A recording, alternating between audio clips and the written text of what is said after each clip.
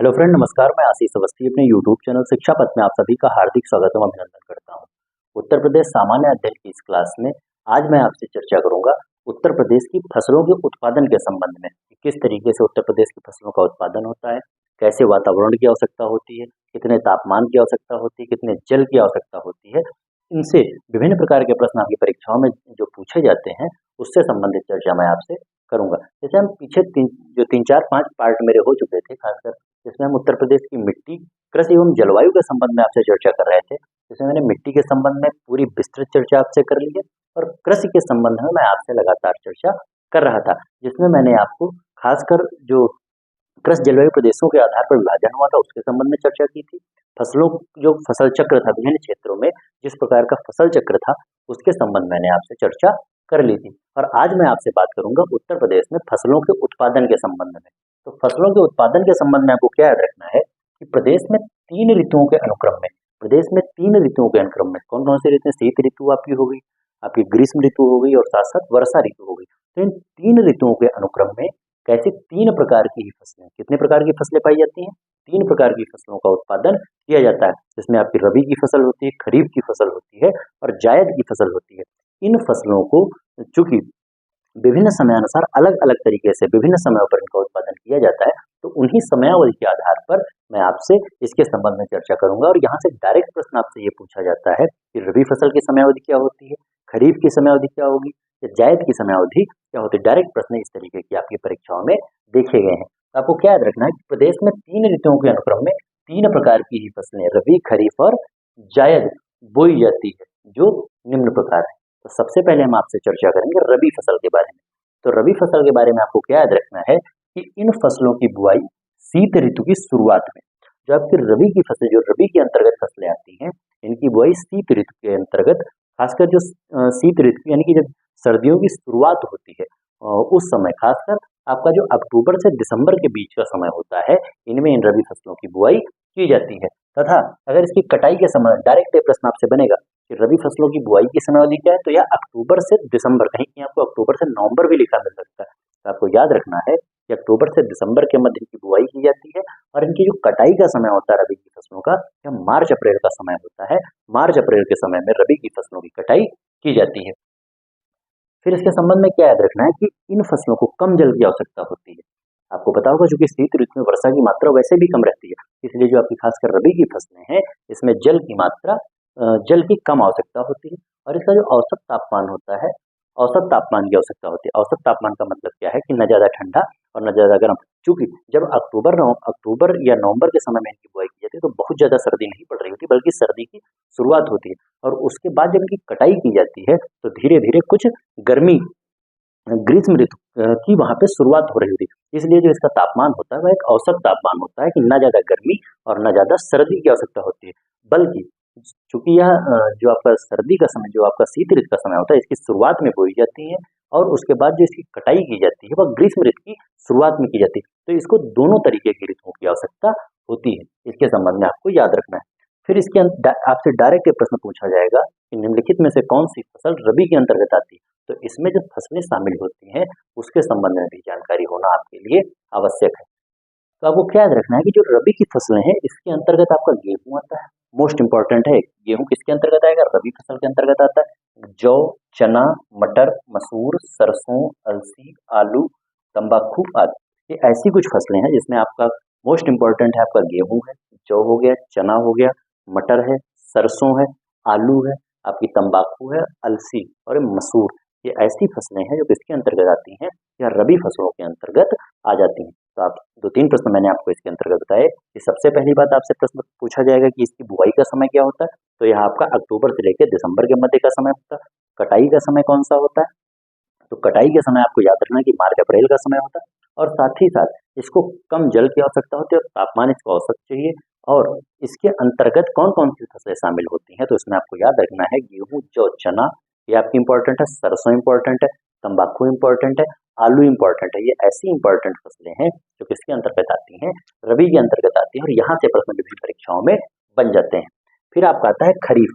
तो खरीफ के अंतर्गत क्या याद रखना है कि इन फसलों की बुआई मई से जुलाई तक, जब मार्च अप्रैल में जब खरीफ की और रबी की फसलों की कटाई कर ली जाती है, तो उसके बाद जो आपका मार्च अप्रैल का समय होता है और वहां से जून जुलाई के बीच के समय एक और फसल आती है, जायद की फसलों की बुआई की जाती है। इसके संबंध में आगे मैं भी आपसे चर्चा करूंगा। लेकिन खरीफ के फसल के संबंध में आपको क्या याद रखना है, यदि आपसे पूछा जाए कि खरीफ की फसल की बुआई की समयावधि क्या होगी, आपको याद रखना है कि मई से जुलाई के मध्य जो खरीफ की फसलें होंगी मई से जुलाई के मध्य बोई जाएंगी तथा इसकी कटाई सितंबर से अक्टूबर, वही आपकी जो रबी की फसलें बोने का समय होगा उससे ठीक पहले खरीफ की फसलों की कटाई कर ली जाती है।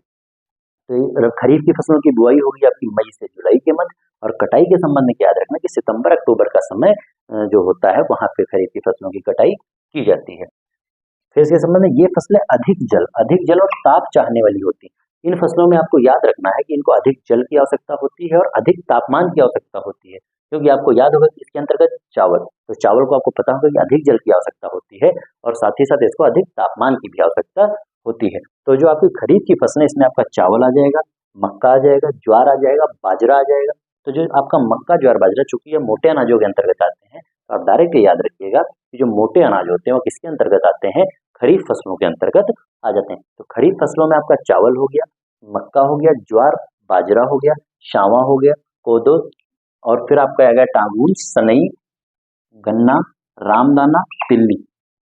आपको क्या याद रखना है कि इसके अंतर्गत कौन कौन सी फसल हो गई, आपकी चावल हो गई, मक्का हो गया, ज्वार, बाजरा, सावा, कोदो, टांगून, सनई, गन्ना। ये ऐसी कुछ महत्वपूर्ण फसलें हैं और इसमें एक फसल छूट रही है आपकी कपास की फसल।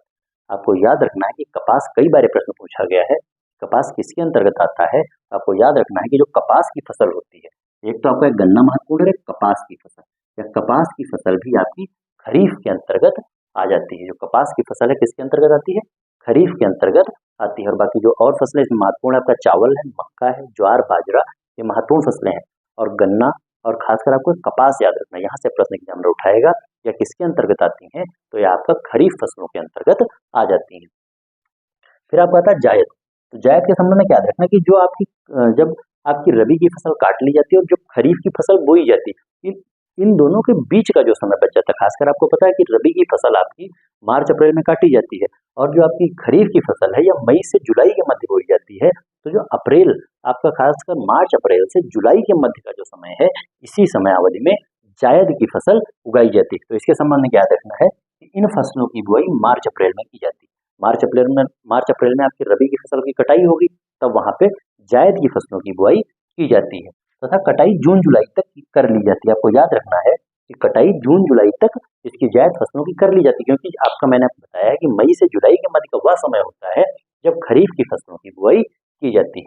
तो जायद में आपको क्या याद रखना है कि मार्च अप्रैल में इसकी बुआई होगी और साथ ही साथ जो आपका जून से जुलाई तक का समय है वहां पे इसकी कटाई की जाती है। तो चूंकि यह काफी गर्मी वाला मौसम होता है, जो यह आपका जो अप्रैल से जुलाई अगस्त का समय होता है, यह काफी गर्मी वाला समय होता है। तो इसमें आपको क्या याद रखना है कि इन फसलों में अत्यधिक ताप की आवश्यकता होती है, क्योंकि यह काफी गर्म समय होता है, इसलिए जो जायद के अंतर्गत वाली फसलें हैं इनको अत्यधिक ताप की आवश्यकता होती है, तभी यह इस समय अवधि के अंतर्गत इनका उत्पादन किया जाता है। इसके अंतर्गत आपका ककड़ी, खीरा, तरबूज, खरबूज, परवल, लौकी, काफी फल, मूंग, लुबिया आदि, ये ऐसी फसलें जो खासकर अत्यधिक जल वाली फसलें, जिसमें जल की मात्रा काफी पाई जाती है, जिन फसलों में वह आपकी किसके अंतर्गत आती है, जायद के अंतर्गत आती है। इसमें आपका मैंने बताया कि ककड़ी, खीरा, खरबूज या तरबूज, फिर आपका परवल, लौकी, काशीफल, मूंग, चीना, लोबिया, ये ऐसी फसलें हैं जो किसके अंतर्गत आती हैं, यह आपकी जायद फसलों के अंतर्गत आ जाती है। और डायरेक्ट आपसे प्रश्न पूछा जाएगा, 3 ऑप्शन ऐसे दिए जाएंगे कि निम्नलिखित में से कौन सी फसल जायद के अंतर्गत नहीं आती है। तो ये सारे ऑप्शन 3 दिए रहेंगे आपको। चौथा ऑप्शन इससे कोई भिन्न दिया जाएगा, कहीं रबी का दे दिया जाएगा, खरीफ का दे दिया जाएगा।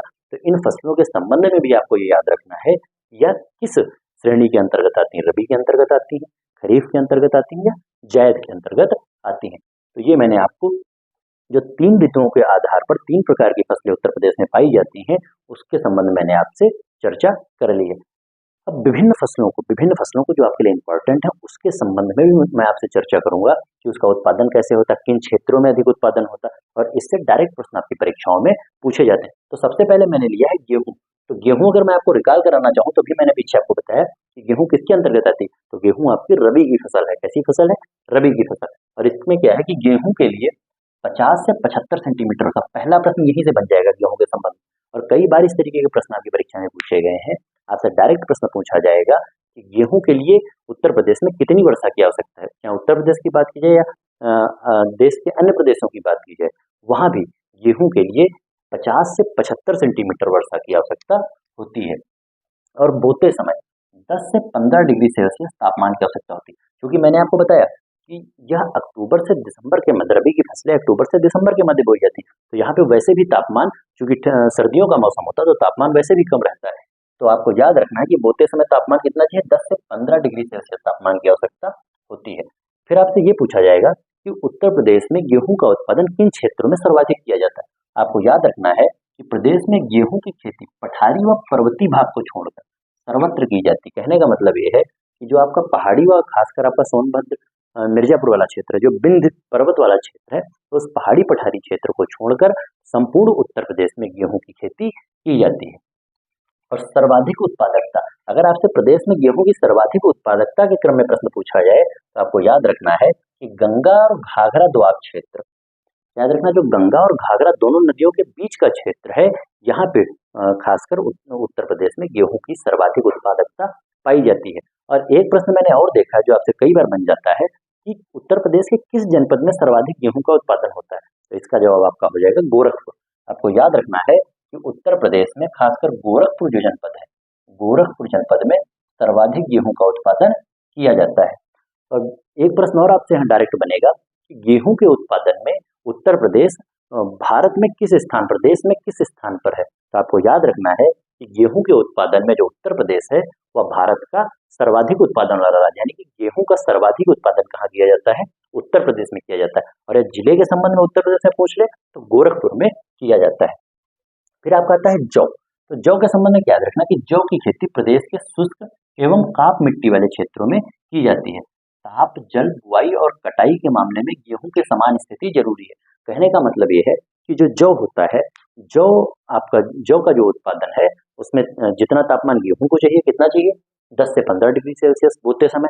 फिर वर्षा की कितनी आवश्यकता है, 50 से 75 सेंटीमीटर वर्षा की आवश्यकता है। तो जो परिस्थितियां आपकी गेहूं के लिए हैं, सेम वही परिस्थितियां जौ के लिए भी होती हैं। तो आपको याद रखना है जौ और गेहूं में ये चीज कॉमन है। लेकिन यहाँ से एक और प्रश्न बनेगा कि जौ के उत्पादन में आपका देश में सबसे पहले स्थान पर कौन सा राज्य है। तो आपको याद रखना है कि जौ उत्पादन में प्रदेश में पहला स्थान किसका है, आपका राजस्थान का है।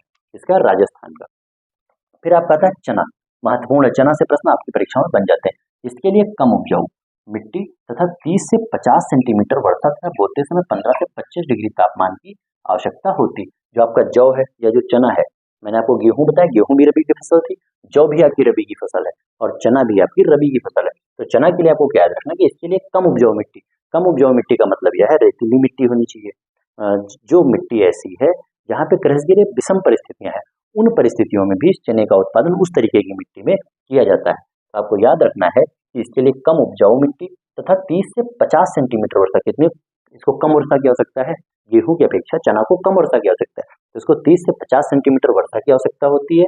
और साथ ही साथ इसकी खेती राज्य के उन क्षेत्रों में की जाती है जहां शुष्क व हल्की मिट्टी पाई जाती है। आपको याद रखना है कि जो खासकर कृषि से संबंधित उत्तर प्रदेश में जहाँ पे विषम परिस्थितियां पाई जाती हैं, खासकर जो बुंदेलखंड वाला क्षेत्र है, तो बुंदेलखंड वाले क्षेत्र में जो है चना की सर्वाधिक खेती की जाती है। तो वही बात यहाँ पे लिखी गई, जहाँ शुष्क व हल्की मिट्टी पाई जाती है वहां पे चने की खेती की जाती है। और अगर चने की सर्वाधिक खेती के संबंध में पूछ लिया जाए तो वही बात यहाँ पे लिखी गई है कि चना की सर्वाधिक खेती आपकी बुंदेलखंड क्षेत्र में होती है। तो चना का सर्वाधिक उत्पादन है कहाँ होता है, बुंदेलखंड वाले क्षेत्र में होता है, जिसमें आपका हमीरपुर हो गया, बांदा हो गया, जालौन हो गया, फिर आपका उधर बुंदेलखंड के अलावा जो जैसे ललितपुर बुंदेलखंड में शामिल है, चित्रकूट शामिल है, महोबा शामिल है, ये सब जिले आपके बुंदेलखंड के हो गए। इसके अतिरिक्त आपका जो मिर्जापुर वाला क्षेत्र है, सोनभद्र वाला क्षेत्र है, इन क्षेत्रों में चूंकि वहां पे कृषि से विषम परिस्थितियां हैं, तो इन समस्त क्षेत्रों में आपके चने का उत्पादन किया जाता है। फिर यहाँ से अगर देश के संबंध में इसकी तुलना की जाए तो आपको याद रखना है कि चने का सर्वाधिक उत्पादन अगर देश के हिसाब से देखा जाए तो भारत में किस प्रदेश में होता है। आपको याद रखना है कि चने का सर्वाधिक उत्पादन मध्य प्रदेश में होता है। कहाँ होता है, मध्य प्रदेश में होता है। फिर आपका आता है सरसों। सरसों के संबंध में क्या याद रखना है, अब यहाँ से देखो चालू हो गया आपका जो सरसों है ये आपकी रबी की फसल, सरसों आपकी रबी की फसल है। तो प्रदेश में सरसों की खेती स्वतंत्र रूप से या गेहूं, मटर, जौ के साथ मिश्रित रूप से की जाती है। जब मैंने आपको फसल चक्र पढ़ाया था तो वहाँ मैंने आपको कई बार पढ़ाया था कि जो फसल चक्र होता है तो वहाँ पे कई बार मैंने सरसों की एकल खेती के संबंध में आपको पढ़ाया था कि कहीं कहीं सरसों की अकेले खेती की जाती है, लेकिन कभी कभी जौ के साथ, मटर के साथ या गेहूं के साथ भी मिश्रित रूप से आपकी जो है सरसों की खेती की जाती है।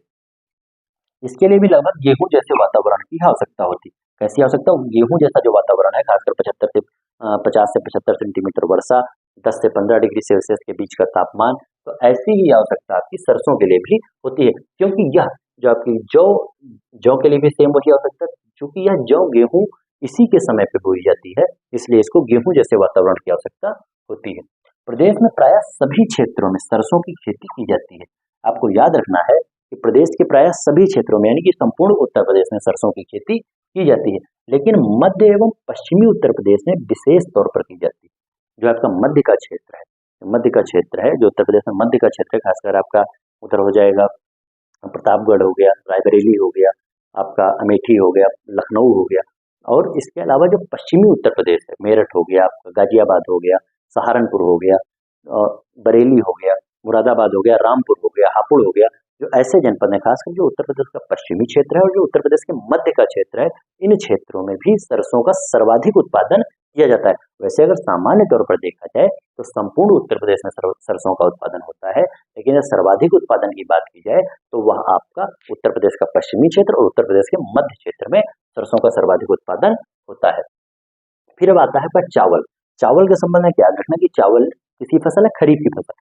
अच्छा, एक चीज और याद रखिएगा, जो सरसों है तो सरसों का सर्वाधिक उत्पादन के संबंध में पूछा जाए तो सरसों का सर्वाधिक उत्पादन राजस्थान में होता है। सरसों के सर्वाधिक उत्पादन पहले स्थान पे कौन सा प्रदेश है? तो वह राजस्थान है, आपको याद रखना। फिर आपका आता है चावल। तो चावल के संबंध में सबसे पहली बात, चावल खरीफ की फसल है और चावल के लिए चिकनी और उपजाऊ मिट्टी, गर्म जलवायु, बोते समय 20 डिग्री सेल्सियस, पकते समय 27 डिग्री सेल्सियस तापमान। आपको क्या याद रखना है कि चावल के लिए चिकनी मिट्टी का मतलब कि जलोढ़ मिट्टी, जहाँ पे जैसे आपको पता होगा जब चावल खासकर जब धान की बुआई की जाती है या रुपाई की जाती है तो उससे पहले उस मिट्टी को काफी चिकना किया जाता है और वहां पे वर्षा की भी बहुत ज्यादा आवश्यकता होती है। तो आपको याद रखना है कि चूंकि चावल के लिए वर्षा की भी अधिक आवश्यकता है और मिट्टी कैसी होनी चाहिए? चिकनी और उपजाऊ मिट्टी होनी चाहिए। जलवायु के संबंध में चूंकि यह खरीफ की फसल है, चूंकि यह खरीफ की फसल है इसलिए गर्म जलवायु होती है। आपको पता होगा चूंकि खरीफ के विषय में मैंने आपको इधर बताया कि इसकी बुआई कब होती है? आपकी मई से जुलाई तक। जो बुआई का समय है खरीफ का वो मई से जुलाई तक का, क्योंकि यह काफी गर्मी का समय होता है, इसलिए इसका तापमान कैसा होगा? जब इसकी बुआई होगी तो इसका तापमान काफी गर्म होना चाहिए, गर्म जलवायु होनी चाहिए, और बोते समय 20 डिग्री सेल्सियस, पकते समय 27 डिग्री सेल्सियस ताप होना चाहिए। जो आपकी चावल है बोते समय इसको कितने तापमान की आवश्यकता है? 20 डिग्री सेल्सियस तापमान की आवश्यकता। उसके बाद पकते समय इसको 27 डिग्री तापमान की आवश्यकता होती है। और यदि इसके संबंध में वर्षा की बात की जाए तो 75 से 125 सेंटीमीटर वर्षा की आवश्यकता होती है। चावल के संबंध में आपको याद रखना है कि 75 से 125 सेंटीमीटर वर्षा की आवश्यकता होती है, क्योंकि चावल को जो है वर्षा की अधिक आवश्यकता होती है। ये बात आपको याद रखनी है, क्योंकि मैंने खरीफ में आपको पहले ही लिखा दिया है कि इसमें इस प्रकार की फसलें आती हैं जिसको अधिक जल और अधिक ताप की आवश्यकता होती है। फिर इसके संबंध में क्या याद रखना है कि इसकी खेती मुख्यतः तराई वाले क्षेत्रों में की जाती है। मोस्ट इंपॉर्टेंट कि जो आपका चावल है, चावल की खेती मुख्यतः कहाँ की जाती है? तो चावल की खेती मुख्यतः तराई वाले क्षेत्रों में की जाती है। तराई के संबंध मैंने चूंकि वहीं से मैं कनेक्ट करते हुए चला, ये तराई के संबंध मैंने आपको पहले ही पढ़ा दिया था कि ऊपर आपका सहारनपुर से लेकर जो नेपाल बॉर्डर से सटी हुई एक पूरी लंबी पट्टी है, वह सब किसका क्षेत्र था? वह तराई का क्षेत्र था। जिसमें आपका सहारनपुर आ रहा था, फिर आपका मुरादाबाद आ रहा था, बरेली आ रहा था, बीच मुजफ्फरनगर उधर छोड़ गया, मुजफ्फरनगर आ रहा था, पीलीभीत था, लखीमपुर था, बहराइच था, फिर आपका गोंडा आ जाता था, महाराजगंज था, बीच में सिद्धार्थनगर था। तो इस तरीके के जो खासकर तराई वाले जिले हैं उसमें चावल की सर्वाधिक मुख्यतः जो अगर मुख्यतः उत्पादन की बात की जाए जो तराई वाला क्षेत्र वहां पे की जाती है। लेकिन इसके संबंध में आपको ये भी याद रखना है कि चावल की खेती आपकी उधर प्रयागराज में भी की जाती है, लखनऊ में भी की जाती है, सीतापुर में भी की जाती है। तो ये भी ऐसे जनपद हैं, प्रतापगढ़ हो गया आपका, अमेठी हो गया आपका, बाराबंकी हो गया, ये भी ऐसे जनपद हैं, हरदोई हो गया, इन समस्त जनपदों में भी चावल की खेती की जाती है। लेकिन अगर मुख्य रूप से चावल के संबंध में आपसे पूछ लिया जाए तो जो आपका तराई वाला क्षेत्र है, तो तराई वाले क्षेत्र में मुख्य रूप से चावल की खेती की जाती है। फिर एक बहुत महत्वपूर्ण प्रश्न चावल के संबंध में बनता है। चावल पहली चीज प्रश्न बनेगा आपका खरीफ की फसल है, फिर आपसे ये वर्षा की मात्रा 75 से 125 सेंटीमीटर वर्षा की आवश्यकता होती है, और उत्तर प्रदेश में मुख्यतः तराई वाले क्षेत्र में इसकी पैदावार की जाती है। और एक मोस्ट इंपॉर्टेंट प्रश्न आपसे बनेगा, कई बार पूछा गया, क्योंकि जो सिद्धार्थ नगर है, जो जनपद सिद्धार्थ नगर है, यहाँ पे एक सुगंधित चावल पाया जाता है जिसको क्या नाम दिया गया है, काला नमक चावल। आपसे डायरेक्ट प्रश्न पूछा जाएगा कि काला नमक चावल, जो काला नमक चावल है वह कहाँ पाया जाता है, तो वह उत्तर प्रदेश के सिद्धार्थनगर जनपद में पाया जाता है। और इसकी खासियत क्या है, यह एक सुगंधित चावल की एक सुगंधित किस्म है, इसमें एक अच्छी सुगंध आती है और यह काफी स्वादिष्ट होता है। तो आपको याद रखना है कि काला नमक चावल के लिए कौन सा जिला प्रसिद्ध है, तो सिद्धार्थनगर प्रसिद्ध है। और इसके संबंध में इसलिए कई बार प्रश्न पूछा गया है क्योंकि इसको जीआई टैग मिल चुका है। जीआई टैग के संबंध में आपको याद रखना है कि जो खासकर उस क्षेत्र की काफी महत्वपूर्ण चीजें होती हैं उनको एक जीआई टैग दिया जाता है, जिससे उनका जो महत्व है वह काफी बढ़ जाता है। तो आपको याद रखना है सिद्धार्थनगर किसके लिए प्रसिद्ध है, तो सुगंधित चावल जिसका नाम क्या है, काला नमक चावल नाम है, इसके लिए उत्तर प्रदेश का सिद्धार्थनगर जनपद प्रसिद्ध है। फिर आपका आता है मोस्ट इंपॉर्टेंट, गन्ना। गन्ना किसकी फसल है, पहली चीज खरीफ की फसल है। गन्ना से दो तरीके के प्रश्न पूछे जाएंगे, गन्ना एक आपका खरीफ की फसल भी है, और साथ ही साथ आपसे कभी कभी ये प्रश्न पूछ लिया जाएगा कि निम्नलिखित में से नगदी फसल, उत्तर प्रदेश की सर्वाधिक महत्वपूर्ण नगदी फसल कौन सी, तो नगदी फसल में भी आपको याद रखना है कि उसमें भी आपका जवाब गन्ना हो जाएगा। तो इसके लिए क्या जरूरी है कि इसके लिए चिकनी दोमट मिट्टी की आवश्यकता होती है। तो गन्ने की बुआई के लिए कैसी मिट्टी की आवश्यकता है, चिकनी दोमट मिट्टी की आवश्यकता होती है, जो आपका खासकर तराई वाला क्षेत्र और गंगा यमुना के दोआब वाला क्षेत्र है उसमें इस तरीके की मिट्टी पाई जाती है। अगर तापमान की बात की जाए तो 100 से जो आपका 20 से 26 डिग्री सेल्सियस तापमान की आवश्यकता होती है, 100 से 200 सेंटीमीटर वर्षा की आवश्यकता होती है।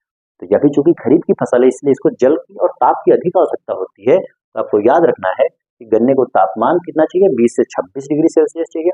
और अगर बात वर्षा की जाए तो 100 से 200 सेंटीमीटर तक की वर्षा की आवश्यकता होती है। और यह राज्य की सर्वाधिक महत्वपूर्ण नगदी फसल, मैंने आपको पहले ही बताया कि यह खरीफ के अंतर्गत तो आती है, लेकिन उसके साथ साथ राज्य की सर्वाधिक महत्वपूर्ण नगदी फसल के अंतर्गत भी आती है। फिर राज्य में गन्ना उत्पादन के प्रमुख क्षेत्र, जो राज्य में गन्ना उत्पादन के प्रमुख क्षेत्र हैं उसमें तराई का क्षेत्र और साथ साथ गंगा यमुना दोआब का क्षेत्र। मैंने आपको भी बताया कि जो तराई वाला क्षेत्र है, खासकर अभी मैंने ऊपर से आपको बताया कि सहारनपुर हो गया, मुजफ्फरनगर हो गया, मुरादाबाद हो गया, रामपुर हो गया, बरेली हो गया, पीलीभीत है, फिर लखीमपुर है, फिर बहराइच आपका आएगा, फिर गोंडा हो गया, श्रावस्ती हो गया। तो ये सब जिले हैं खासकर, फिर आपका महाराजगंज है, सिद्धार्थनगर है। इसी तरीके से आप नीचे की तरफ कुशीनगर तक बढ़ते चले जाएंगे। तो जो तराई वाला क्षेत्र है इस बेल्ट में भी गन्ने की काफी ज्यादा पैदावार होती है। इसके अतिरिक्त पश्चिमी जो क्षेत्र है खासकर आपका मेरठ हो गया और उसके अतिरिक्त बदायूं हो गया, अमरोहा हो गया, ये भी ऐसे जिले हैं जो कि पश्चिमी उत्तर प्रदेश के अंतर्गत आते हैं, यहाँ पे भी गन्ने की पैदावार की जाती है। फिर आपका जो मध्य वाला क्षेत्र आपका लखनऊ का क्षेत्र है, सीतापुर का क्षेत्र है, हरदोई हो गया, वाराणसी हो वाराणसी में गन्ने की पैदावार, वाराणसी में भी है, प्रयागराज में भी है, और आपका बाराबंकी हो गया, फिर प्रतापगढ़ हो गया, आपका अमेठी हो गया। तो ये सब जो मध्य वाले जिले हैं, फिर आपका उधर मैंने बताया कि प्रयागराज है, आपका वाराणसी है। तो इन समस्त जिलों में आपका जो है गन्ने का उत्पादन होता है। लेकिन अगर आपसे प्रमुख क्षेत्र के संबंध में पूछ लिया जाए, जो आपका तराई का क्षेत्र है और गंगा यमुना के दोआब वाला, जो गंगा यमुना दोनों नदियों के बीच वाला क्षेत्र है, वहां पे भी गन्ने का उत्पादन सर्वाधिक मात्रा में किया जाता है। और गन्ना के लिए तापमान 20 से 26 डिग्री सेल्सियस हो गया, वर्षा 100 से 200 सेंटीमीटर हो गई, और इसके साथ साथ यह उत्तर प्रदेश की महत्वपूर्ण नगदी फसल के अंतर्गत आती है। फिर आपका आता है बाजरा। बाजरा भी आपकी किसकी फसल है, खरीफ की फसल है। तो प्रदेश में बाजरा की कृषि शुष्क जलवायु वाले उन क्षेत्रों में होती है जहां सामान्यतः 50 सेंटीमीटर से कम वर्षा होती है। आपको याद रखना, बाजरा चूंकि आता जरूर इसके अंतर्गत है, खरीफ की फसल के अंतर्गत, लेकिन यह उन शुष्क क्षेत्रों वाले जो आपकी इसकी खेती है बाजरा की, या इसकी पैदावार के संबंध में अगर बात मैं आपसे करूं तो यह कहाँ पे की जाएगी, तो आपको याद रखना है कि उन शुष्क यानी कि ऐसे सूखे क्षेत्रों में, ऐसे ज्यादा तापमान वाले क्षेत्रों में जहाँ पे पानी की मात्रा काफी कम होती है, ऐसे शुष्क क्षेत्रों में की जाती है जहाँ पे वर्षा 50 सेंटीमीटर से कम होती है, यानी कि वहाँ पे जल का अभाव होता है। जल होता है, अभाव का कहने का मतलब है कि जल की कमी होती है। तो 50 सेंटीमीटर से कम वर्षा होती है। और प्रदेश में बाजरा मुख्यतः आगरा, मथुरा, बदायूं, देखो आगरा मथुरा चूंकि यह राजस्थान के थार मरुस्थल के समीप के क्षेत्र है और यहाँ पे वर्षा भी कम होती है, वर्षा की मात्रा भी कम होती है, गर्मी भी काफी ज्यादा पड़ती है, इसलिए यह शुष्क क्षेत्र के अंतर्गत आ जाते हैं। तो वही बात आपको याद रखनी है कि जो आपका बाजरा की कृषि है वह शुष्क जलवायु वाले उन क्षेत्रों में होती है जहां सामान्यतः 50 सेंटीमीटर से कम वर्षा होती है। और इस किन जनपदों में जो है इसकी मात्रा, जो बाजरा की खेती है किन जनपदों में सर्वाधिक होती है उत्तर प्रदेश में, याद रखना है मुख्यतः आगरा, मथुरा, बदायूं, फिर आपका अलीगढ़, मुरादाबाद, एटा, फिरोजाबाद, मैनपुरी, इटावा, शाहजहांपुर, प्रतापगढ़, गाजीपुर, फर्रुखाबाद, कानपुर आदि ऐसे जिले हैं जहां पे बाजरा का उत्पादन किया जाता है। तो बाजरा के उत्पादन के संबंध में क्या देखा कि कुछ पश्चिमी क्षेत्र है जहां पे वर्षा की मात्रा कम होती है और साथ ही साथ वहां पे शुष्क जलवायु क्षेत्र पाया जाता है। कैसा क्षेत्र? शुष्क जलवायु क्षेत्र पाया जाता है, शुष्क मिट्टी पाई जाती है, उन क्षेत्रों में बाजरे की पैदावार की जाती है। और चूंकि मैंने यहाँ तक आपको सरसों तक बता दिया था कि सरसों के सर्वाधिक उत्पादन प्रदेश में देश में कहाँ होता है? राजस्थान में होता है। अगर आपसे चावल के संबंध में पूछ लिया जाए, यहाँ इधर छूट गया था, कंफर्म कर लीजिएगा एक बार, यदि आपसे चावल के संबंध में पूछ लिया जाए तो चावल का सर्वाधिक उत्पादन करने वाला राज्य आपका हो जाएगा पश्चिम बंगाल और दूसरे नंबर पे आपका आ जाएगा उत्तर प्रदेश। तो चावल के उत्पादन में पहले नंबर पे कौन सा राज्य है? पश्चिम बंगाल, और दूसरे पे आपका उत्तर प्रदेश है। फिर आपका आता है गन्ना। तो गन्ना के संबंध में आपको याद रखना है कि गन्ना जो सर्वाधिक उत्पादन वाला राज्य है वह है उत्तर प्रदेश। तो गन्ने का सर्वाधिक उत्पादन उत्तर प्रदेश में किया जाता है। और दूसरे नंबर पे आपका आता है महाराष्ट्र। कौन सा राज्य आता है? महाराष्ट्र आ जाता है। लेकिन यहाँ से एग्जामिनर एक दूसरे तरीके का प्रश्न बनाता है कि सर्वाधिक चीनी उत्पादन वाला राज्य कौन सा है, कि गन्ने से सर्वाधिक चीनी का उत्पादन कौन सा राज्य करता है। तो वहां पे आपको कंफ्यूजन नहीं होना है कि सर्वाधिक चीनी उत्पादन वाला राज्य आपका महाराष्ट्र हो जाएगा। गन्ने के उत्पादन में पहले नंबर पे आपका उत्तर प्रदेश है, लेकिन चीनी के उत्पादन में पहले नंबर पे कौन सा राज्य आएगा? आपको याद रखना है कि चीनी उत्पादन में पहले नंबर पे महाराष्ट्र है और दूसरे पे उत्तर प्रदेश है, जबकि गन्ना उत्पादन में पहले पे उत्तर प्रदेश है और दूसरे पे महाराष्ट्र हो जाएगा। फिर आपका आता है बाजरा। तो बाजरा के संबंध में आपको क्या याद रखना है कि बाजरा का सर्वाधिक उत्पादन देश में कौन सा राज्य करता है? तो राजस्थान। राजस्थान बाजरा उत्पादन में देश में पहले स्थान पर है, ये बात आपको याद रखनी है। तो यह आज आप खासकर आपका फसलों उत्पादन के संबंध में कुछ महत्वपूर्ण चर्चा थी और आपकी परीक्षा उपयोगी चर्चा थी। यहाँ से आपकी परीक्षाओं में विभिन्न प्रकार के प्रश्न पूछे जाते हैं। ये संपूर्ण चर्चा मैंने आपसे कर ली है। अब चूंकि कुछ फसलें भी बची हुई हैं तो आज की क्लास में लाना पॉसिबल नहीं हो पाया था। जब कल या परसों जब भी मैं अगली क्लास लेके आऊंगा तो जो शेष फसलें बची हैं उसके संबंध में मैं आपसे इतनी विस्तृत चर्चा करूंगा कि आपकी परीक्षाओं में आने वाला कोई भी प्रश्न आपसे नहीं छूटेगा और बहुत आसानी से आप उन प्रश्नों को बना पाएंगे। तो एक बार मैं अगर रिकॉल कर दूं, गेहूं का सर्वाधिक उत्पादन वाला राज्य कौन सा है? उत्तर प्रदेश है। फिर आपका जौ के उत्पादन वाला सर्वाधिक उत्पादन वाला राज्य कौन सा हो जाएगा? जौ के उत्पादन में सर्वाधिक कौन सा राज्य है? आपका राजस्थान हो जाएगा। चने के संबंध में सर्वाधिक उत्पादन वाला राज्य, तो चने के संबंध में सर्वाधिक उत्पादन वाला राज्य आपका मध्य प्रदेश हो जाएगा। फिर आपका सरसों के संबंध में, सरसों में सर्वाधिक उत्पादन वाला राज्य आपका राजस्थान हो जाएगा। अगर बात चावल की की जाए तो चावल के उत्पादन में सर्वाधिक उत्पादन वाला राज्य कौन सा हो जाएगा? तो आपका पश्चिम बंगाल हो जाएगा। कौन सा हो जाएगा? पश्चिम बंगाल हो जाएगा। दूसरे नंबर पे उत्तर प्रदेश आएगा। गन्ने के उत्पादन में पहले नंबर पे आपका उत्तर प्रदेश आएगा, दूसरे नंबर पे आपका महाराष्ट्र आ जाएगा। और सॉरी, अगर चीनी उत्पादन की बात की जाए तो चीनी उत्पादन में पहले नंबर पे आपका आएगा महाराष्ट्र और दूसरे नंबर पे आपका उत्तर प्रदेश आएगा। अगर बाजरा उत्पादन में प्रथम स्थान की बात की जाए तो राजस्थान राज्य बाजरा उत्पादन में पहले नंबर पे आता है। तो फिलहाल जितनी भी परीक्षा उपयोगी चर्चा इस टॉपिक में हो सकती, खाली खासकर इन फसलों के संबंध में हो सकती थी, मैंने काफी विस्तृत तौर पर आपसे करने का प्रयास किया है। अगर आपको इतना तैयार है तो परीक्षा में बनने वाला कोई भी प्रश्न आप बहुत आसानी से बना पाएंगे। तो फिलहाल आज की क्लास को मैं यहाँ समाप्त करता हूँ। अगर आपको मेरी क्लास अच्छी लगे तो उसको लाइक कीजिए, शेयर कीजिए और मेरे चैनल शिक्षा पथ को सब्सक्राइब कीजिए। बहुत बहुत धन्यवाद। नमस्कार।